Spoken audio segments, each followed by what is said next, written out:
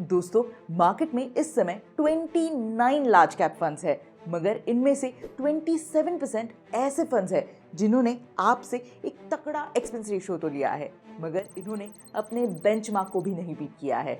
और तो और 31% ऐसे फंड्स है जिन्होंने बेंचमार्क से 1% भी ज्यादा रिटर्न्स नहीं दिए हैं।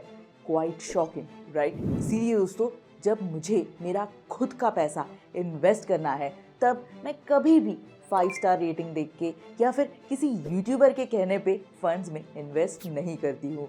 मैं करती हूँ एक मैथमेटिकल एनालिसिस, यानी कि सभी म्यूचुअल फंड्स को मैथमेटिकली अपने पीयर्स के साथ कंपेयर करती हूँ ताकि सभी नॉन परफॉर्मिंग फंड्स को एलिमिनेट कर सकूँ और फिर मुझे मिलता है सिर्फ बेस्ट फंड्स। इसीलिए दोस्तों, मैंने सभी लार्ज कैप म्यूचुअल फंड्स को एक एक्सेल शीट पे लिया है और उनके अल्फा, बीटा जैसे कई सारे वैल्यूज को नोट किया। फिर एक एक करके फंड्स को एलिमिनेट करती गई। मगर एलिमिनेशन स्टार्ट करने से पहले ध्यान रखना कि ये कोई फाइनेंशियल एडवाइस नहीं है, ये बस मैंने मेरे खुद के लिए किया हुआ रिसर्च है। अब दोस्तों, इस लिस्ट में कुल मिलाकर 29 फंड्स है, मगर मैंने बजाज फिनसर्व जैसे जो रिसेंटली लॉन्च्ड फंड्स है उन्हें इंक्लूड नहीं किया है, क्योंकि अल्फा, बीटा जैसे रिस्क पैरामीटर्स 3 साल के रोलिंग रिटर्न्स के हिसाब से कैलकुलेट किए जाते हैं और क्योंकि ये नए फंड्स है तो उनके डेटाज अभी अवेलेबल नहीं है।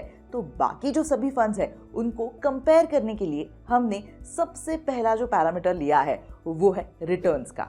मगर सिर्फ 1, 3 या 5 साल के रिटर्न्स एब्सोल्यूट टर्म्स में देखना काफ़ी नहीं है। हमें लार्ज कैप म्यूचुअल फंड्स के रिटर्न्स को अपने बेंचमार्क के साथ कंपेयर करना चाहिए, जिससे हमें एक अच्छी क्लैरिटी मिल सके कि वाकई में इस फंड ने अच्छा परफॉर्म किया है या नहीं।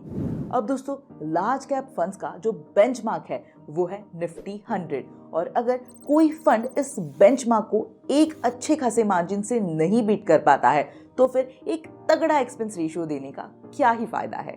इससे अच्छा तो हम निफ्टी 100 में ही इन्वेस्ट करते, राइट? तो दोस्तों, बेंचमार्क से कंपेयर करने के लिए हमें अल्फा, इस रिस्क पैरामीटर को कंसिडर करना होगा।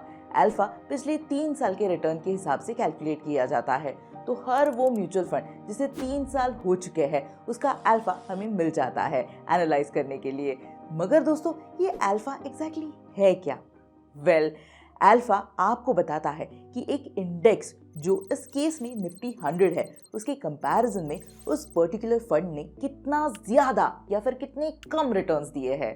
अब अल्फा समझने के लिए अगर हम ICICI Prudential blue chip fund ले एग्जाम्पल के तौर पर, तो इसका अल्फा है 4.27, यानी कि इस फंड ने अपने इंडेक्स से 4.27% ज्यादा रिटर्न्स लाए हैं। वही एक्सिस ब्लू चिप फंड का अल्फा -4.6% है, यानी कि इस फंड ने इंडेक्स से 4.6% कम रिटर्न्स दिए हैं। तो दोस्तों, let's get back to our excel sheet. हमने सभी लार्ज कैप फंड्स के अल्फा को लिस्ट डाउन किया और उन्हें हाईएस्ट टू लोएस्ट सॉर्ट किया। अब जिन फंड्स का अल्फा 0 के नीचे है हमने उन्हें रेड कर दिया है, क्योंकि ये वो फंड्स है जिन्होंने हमसे एक एक्टिव म्यूचुअल फंड का एक्सपेंस रेशियो तो लिया है, लेकिन अपने इंडेक्स को इन्होंने नहीं बीट किया है। सो 29 फंड्स में से 8 फंड्स तो पहले ही अल्फा के राउंड में एलिमिनेट हो गए हैं। बाकी फंड्स का एवरेज अल्फा है 1.98, तो जिन फंड्स का अल्फा 1.98 से कम है उन्हें हमने येलो किया है, यानी कि ये सैटिस्फैक्टरी है। वही फिर से बाकी फंड्स का एवरेज 3.84 है, सो अबाउट 3.84 एक्सीलेंट अल्फा है, यानी कि हम उसे डार्क ग्रीन कर देते हैं। और 1.98 से 3.84 के बीच में जो है उसे हमने गुड कंसिडर किया है, क्योंकि इसने अच्छे रिटर्न्स लाए हैं, इसीलिए हमने उसे लाइट ग्रीन किया है। मगर दोस्तों, ध्यान रखना, सिर्फ रिटर्न्स ही देखना काफ़ी नहीं है, हमें ऐसे फंड्स भी चाहिए जो कम रिस्की हो। अब इस केस में रिस्क से मेरा मतलब है वोलेटिलिटी, क्योंकि अगर मेरा फंड एक ही दिन बहुत हाई है और दूसरे ही दिन बहुत लो चला गया तो मेरा तो हार्ट ही फील हो जाएगा। इसीलिए मुझे ऐसे फंड चाहिए जो कम वोलेटाइल हो, मगर वोलेटिलिटी किसके कंपैरिजन में? ऑफ कोर्स इंडेक्स के, और इसी पैरामीटर को कहते हैं बीटा। अब इंडेक्स का बीटा होता है 1। अगर किसी फंड का बीटा 1 से ज्यादा है तो वो इंडेक्स से ज्यादा वोलेटाइल है। वही अगर बीटा 1 से कम है तो वो इंडेक्स के कंपैरिजन में कम वोलेटाइल है। यानी कि अब हमें ऐसे फंड्स चाहिए जिनका बीटा 1 से कम हो, तो अब हम इन सभी फंड्स के बीटा को स्मॉलेस्ट टू लार्जेस्ट में सॉर्ट करते हैं और वो सभी फंड्स जिनका बीटा 1 से ज़्यादा है उन्हें हम रेड कर देते हैं। अब दोस्तों बचे हुए फंड्स का एवरेज बीटा है 0.94, सो 0.94 से नीचे ये जो फंड्स है उन्हें हम येलो कर देंगे। सिमिलरली बचे हुए फंड्स का एवरेज लेके लाइट ग्रीन और डार्क ग्रीन मार्क कर देंगे।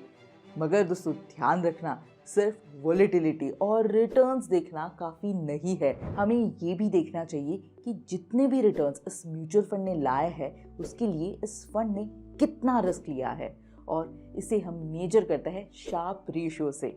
शार्प रेशियो जितना ज़्यादा है उतना बेटर होता है, मगर दोस्तों शार्प रेशियो अगर 1 से कम है तो इसका मतलब है कि उस म्यूचुअल फंड ने रिस्क अच्छे से मैनेज नहीं की है। तो अब हमें सेम प्रोसेस फॉलो करते हुए एवरेज करके रेड, येलो, लाइट ग्रीन और डार्क ग्रीन मार्क करना है। और दोस्तों अब हम अगर सभी जो रेड पैरामीटर वाले फंड्स हैं उन्हें फिल्टर आउट करेंगे तो हमारे पास बचते हैं 12 फंड्स।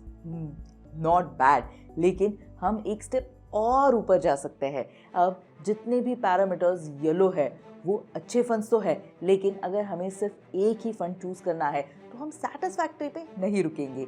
इसीलिए let's eliminate all the funds जिनके तीनों ही पैरामीटर येलो है, जिसके बाद हमारे पास बचेंगे 9 फंड्स। और अगर हम एक स्टेप और ऊपर जाके उन फंड्स को भी एलिमिनेट करते हैं जिनके 2 फील्ड्स येलो है तो हमारे पास बचेंगे सिर्फ 6 funds. Nippon India large cap fund, ICICI Prudential blue chip fund, HDFC top 100 fund, Baroda BNP Paribas large cap fund, JM large cap fund और DSP टॉप 100 इक्विटी फंड। मगर आप अगर JM लार्ज कैप फंड और DSP top 100 equity fund का 3 साल का rolling returns देखोगे और उसे निफ्टी 50 के साथ कंपेयर करोगे तो यहाँ आप देख सकते हो कि ये जो ग्रे लाइन है वो निफ्टी 50 की है, और इस लाइन को इन दोनों ही फंड्स ने बहुत बार बीट नहीं किया है। और आप अगर एवरेज भी देखोगे तो निफ्टी 50 का एवरेज है 13.51%, वही JM लार्ज कैप का एवरेज है 12.87% और DSP टॉप 100 का 11.30%, यानी कि निफ्टी 50 से ये सिग्निफिकेंटली कम है। तो दोस्तों सिंपल शब्दों में इन 2 फंड्स में इन्वेस्ट करने के बजाय अगर आप निफ्टी 50 के इंडेक्स फंड में इन्वेस्ट करते तो एक अच्छा चांस है कि आपको उन फंड से ज़्यादा रिटर्न्स मिलते। वही अब अगर हम बाकी फंड्स देखेंगे तो इन चारों ही फंड्स ने रिसेंटली बहुत अच्छा परफॉर्म किया है एंड एज अ रिजल्ट ये हमारे स्क्रीनिंग में टॉप पे आए हैं। मगर मुझे अगर इनमें से एक ही फंड चूज करना है और उसे विनर डिक्लेयर करना है तो ऑब्वियसली मैं चूज करूंगी ICICI Prudential blue chip fund, क्योंकि इसने अल्फा, बीटा और शार्प रेशियो तीनों ही पैरामीटर्स में एक अच्छा परफॉर्मेंस दिखाया है। लेकिन दोस्तों ध्यान रखना कि ये जो तीनों पैरामीटर्स हमने बताए हैं ये 3 साल के रोलिंग रिटर्न्स के हिसाब से है, यानी कि अगर हम रीसेंट परफॉर्मेंस देखेंगे तो नो डाउट ICICI प्रू ने अच्छा परफॉर्म किया है। लेकिन अगर हम 3 साल के पहले के पीरियड को देखेंगे तो ऐसे कई सारे इंस्टेंसेस आए हैं जहां इस फंड ने निफ्टी 50 को बीट नहीं किया है। इससे बेटर तो हमारे दूसरे फाइनलिस्ट बड़ौदा BNP परिभास ने किया है। लेकिन दोस्तों हर इन्वेस्टर अलग होता है, हर इन्वेस्टर की प्रायोरिटीज अलग होती है। जैसे किसी इन्वेस्टर को रिटर्न्स बहुत इंपॉर्टेंट है तो रिटर्न यानी कि अल्फा के टर्म्स में सबसे अच्छा परफॉर्म किया है Nippon India large cap fund ने। वही किसी को अगर अपने फंड में उछाल गिराव नहीं पसंद है, यानी कि वोलेटिलिटी पसंद नहीं है, तो उसे एक फंड ऐसा चूज करना चाहिए जिसका बीटा बहुत कम है। इसीलिए दोस्तों मैं इस कंप्लीट एक्सेल शीट को जिसके अंदर मेरी सारी एनालिसिस है उसे अपने डिस्क्रिप्शन में दे रही हूँ, जो आपके लिए बिल्कुल भी फ्री है। इसके एक्सचेंज में मैं आपसे सिर्फ एक चीज़ मांगना चाहूँगी, वो है कि इस वीडियो को लाइक ज़रूर कीजिए और अगला वीडियो किस टॉपिक पर आप चाहते हो ये भी कमेंट ज़रूर कीजिए। लेकिन दोस्तों ध्यान रखना कि ये वीडियो मैंने सिर्फ और सिर्फ एजुकेशनल पर्पसेस के लिए बनाया है। किसी भी फंड में इन्वेस्ट करने से पहले अपना खुद का रिसर्च ज़रूर कीजिए और अपने फाइनेंशियल एडवाइज़र को भी ज़रूर कंसल्ट कीजिए। और अगर आपने वीडियो को इस पॉइंट तक देखा है तो आप इन्वेस्ट टुडे के फैमिली के एक बहुमूल्य मेंबर हो। और आपको एक इम्पॉर्टेंट चीज़ बताना चाहती हूँ दोस्तों, ध्यान रखना कि ये जो सारा एनालिसिस है ये 3 साल के परफॉर्मेंस के बेसिस पर किया जाता है। लेकिन अगर आप 10, 15, 20 साल के लिए इन्वेस्ट करने के लिए सोच रहे हो तो इट्स नॉट नेसेसरी कि ये जो फंड है वो लॉन्ग टर्म तक बेस्ट परफॉर्म करता रहे। इसीलिए दोस्तों मेरे जैसे कई सारे इन्वेस्टर्स इंडेक्स फंड में इन्वेस्ट करना प्रेफर करते हैं। और अगर आपको जानना है कि बेस्ट इंडेक्स फंड कौन सा है तो इस वीडियो को जरूर देखिए।